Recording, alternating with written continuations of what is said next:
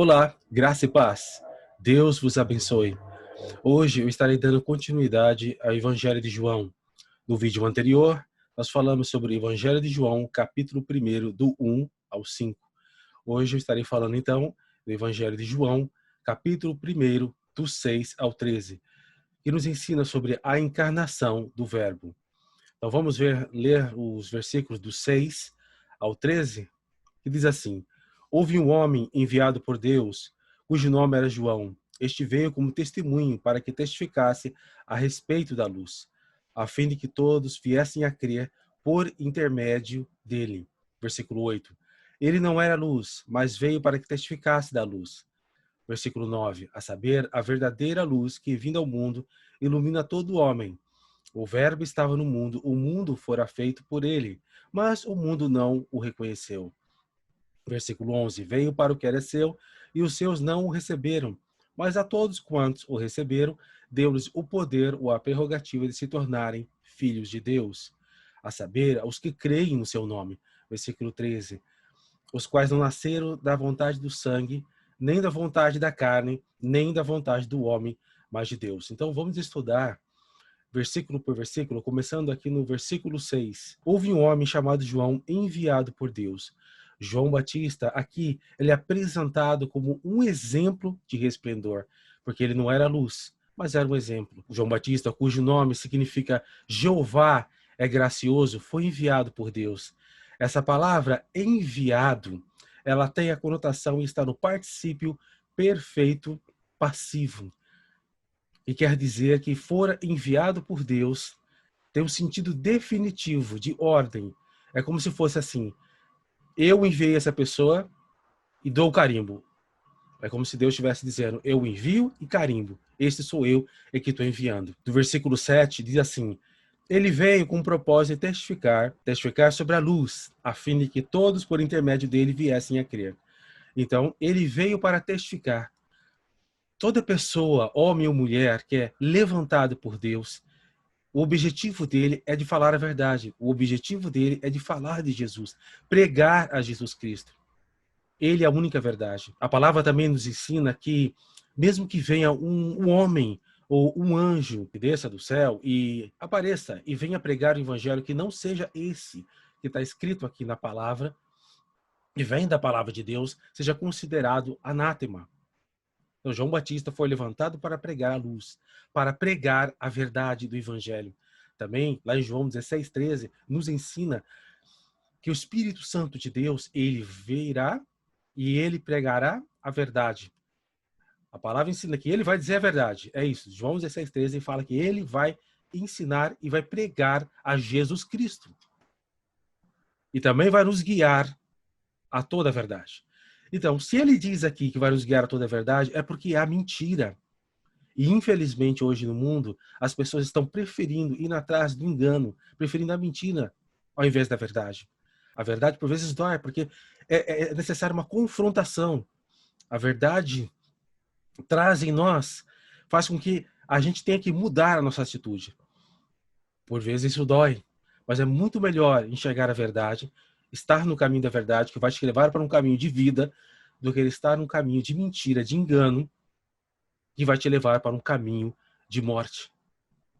Então, todo homem e mulher de Deus que é levantado, ele tem que pregar e falar a verdade, o evangelho de Cristo. Pregar a Cristo. Essa palavra testemunho, nós encontramos, lógico, no evangelho de João, no quarto evangelho, é o que nós estamos estudando. Então tem Mateus, Marcos, Lucas e João. Nós encontramos então essa palavra testemunho e no quarto evangelho, que é o João, e encontramos também lá nas cartas ou nas epístolas de João. Encontramos também lá em Apocalipse. A intenção de João Batista era que todos, ao ouvirem a pregação feita por ele, se convertessem.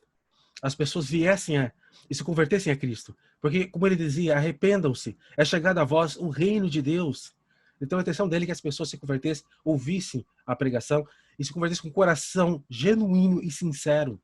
João Batista não era a luz, mas ele era como um refletor desta luz. Só assim podemos entender o que está escrito lá em João capítulo 5, 35, que diz que o próprio Senhor falando que João Batista era a lâmpada que ardia, e vós queríeis se alegrar com essa lâmpada, mesmo que fosse por um pouco de tempo.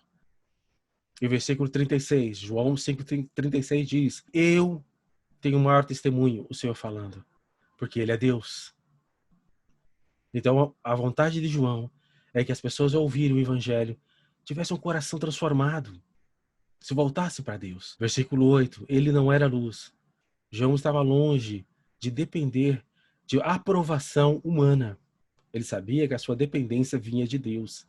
Aqui o evangelista escreve trazendo a luz, ou seja, chamando a atenção para que de repente não pudesse acontecer de uma pessoa, de alguém, pudesse se apegar de uma tal maneira a João que esquecesse a Cristo, deixasse a verdadeira luz de lado. Então ele diz, ele não era a luz. Versículo 9, a verdadeira luz. Aqui João não está fazendo um contraste entre a luz e as trevas. Ele estava realmente fazendo uma distinção entre Cristo, a verdadeira luz, e os homens. Porque as pessoas poderiam, de repente, colocar, as pessoas poderiam fazer de alguma maneira, ou pensar de alguma maneira, que a luz inerente de Cristo é a luz semelhante à dos homens, ou semelhante à dos anjos. Lá em Mateus capítulo 11, versículo 11, diz assim, dentre aqueles nascidos de mulher, não existe um profeta maior do que João Batista. Mas o menor anjo, o menor ser no reino de Deus é maior do que o maior homem aqui na terra. Então o menor anjo lá é maior do que o maior homem aqui na terra. Então sabemos que os anjos, embora sejam criados em força, sendo grandes em força, em poder, nem chegam perto da verdadeira luz que é Cristo. Embora nós também, seres humanos, sendo criados à imagem e semelhança de Deus, nem chegamos perto disso. Que Cristo é a verdadeira luz. Nós, seres humanos e os anjos, nós precisamos, está aí a grande diferença, nós precisamos da luz de Cristo. Cristo Jesus é o único que em sua essência a luz emana dele. Por isso que o evangelista diz que Cristo é a verdadeira luz. Os seres criados, os visíveis são os invisíveis são os anjos, e nós, os visíveis, nós precisamos desta luz. Então nem se compara à luz de Cristo, que é por si só, por essência própria, a sua essência é a verdadeira luz, que emana dele. Todos os seres precisam dessa verdadeira luz. Versículo 9, a segunda parte do versículo 9. O qual ilumina todo o homem. Aqui o evangelista, ele faz uma comparação, ele traz aquela experiência que é comum a todos os homens quando aceitam a Cristo como Senhor e Salvador. Você que recebeu a Cristo, pertence a uma família de Deus, pertence a uma família cristã agora. Você tem a Cristo no coração. Aqui ele retrata uma experiência que é comum a todos nós. Então, já que fazemos parte dessa família, já que fazemos parte dessa glória de Deus, nada mais justo em que atribuímos a Cristo, darmos a Ele o atributo de chamarmos e de proclamarmos Ele como a única e verdadeira luz. Versículo 10. E Ele estava no mundo. Aqui o evangelista realmente acusa os homens de ingratidão, de não reconhecer essa luz quando essa luz veio. Embora essa luz já houvera se manifestado muito antes do verbo ter se feito carne e ter habitado entre nós. Lá em Romanos capítulo 1, versículo 20, diz assim, pois desde a criação do mundo, os atributos invisíveis de Deus, seu eterno poder e sua natureza divina, têm sido vistos claramente, sendo compreendidos por meio das coisas criadas, de forma que tais homens são indesculpáveis. Então nós vemos aqui pela palavra de Deus que o Senhor se manifesta através de tudo aquilo que está à nossa volta. Nós podemos ver o sol, a lua, as estrelas, nós podemos ver os mares, nós podemos ver os rios, os vales e as montanhas, toda a criação de Deus. Nós, como pessoas, o nosso corpo, nossa célula, que há dentro de nós, até os nossos cabelos estão todos contados. Então as pessoas não vão poder alegar. Eu não sabia, eu não conhecia, eu não podia entender. Mas tudo à nossa volta declara e diz de que há um verdadeiro Deus. Perceba, ele estava no mundo, ainda no versículo 10. Essa cláusula mundo fora colocada porque o evangelista está chamando a atenção de que as pessoas deveriam reconhecê-lo, deveria conhecê-lo, mas isso não aconteceu.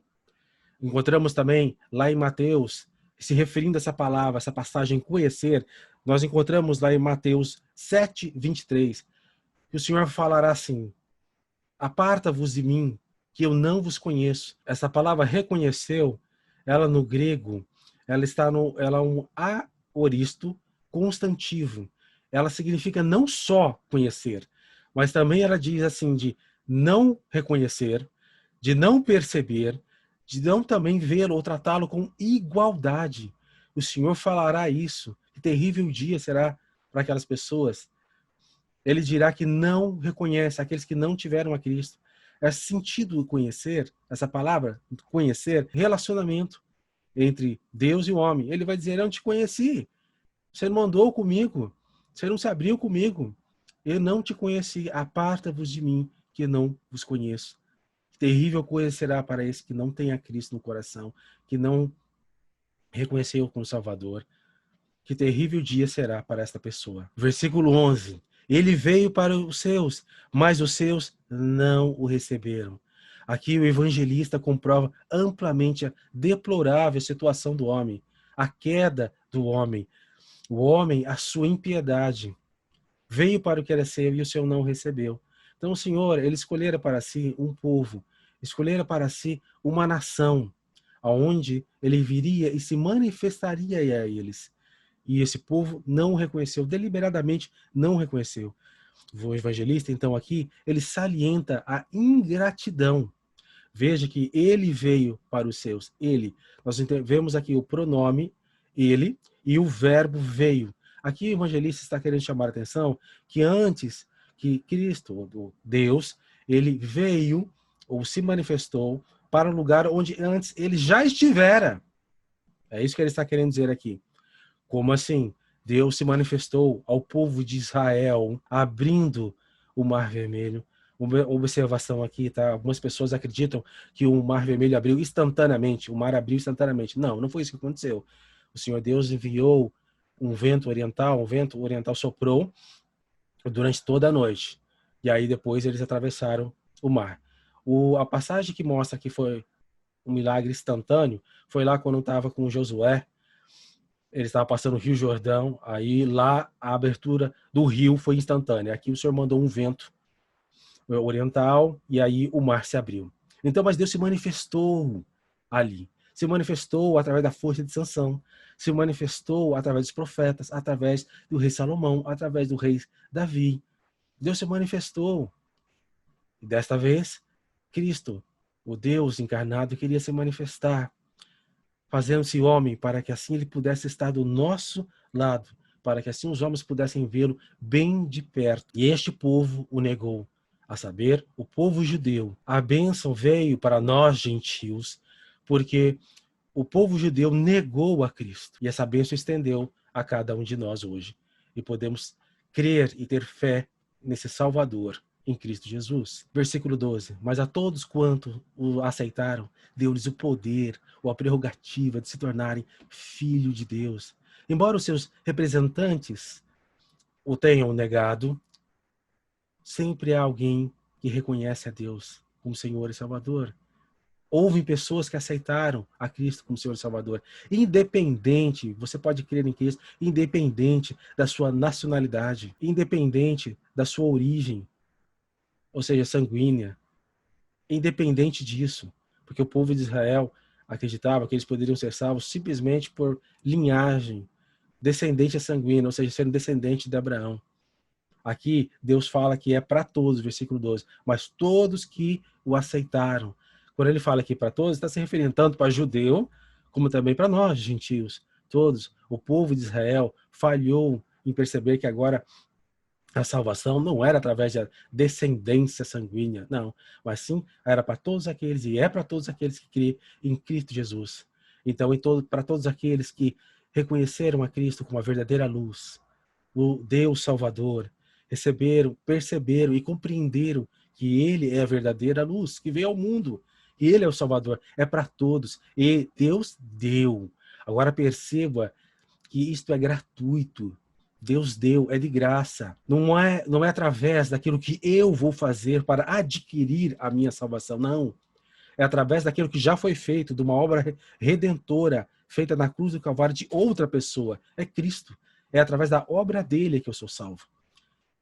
Eu não vou fazer ou realizar obras para ser salvo. Não, eu faço as obras porque eu já sou salvo. As obras fazem parte de uma pessoa que foi salva por Deus. Mas não é ela que salva. O que salva é a fé em Cristo Jesus. Isso é que salva. E é de graça. Você não precisa pagar. Não caia nessa. Não caia nesse engano. Porque você precisa pagar, você tem que fazer algo para ser salvo. Não. A salvação foi nos dada gratuitamente. É de graça. Glória a Deus por isso. Talvez por isso muitas pessoas não deem tanto valor assim, porque é de graça. Nós estamos acostumados, impostos pelo mundo, de que você tem que fazer alguma coisa para receber algo de volta. Esta é a linguagem do mundo.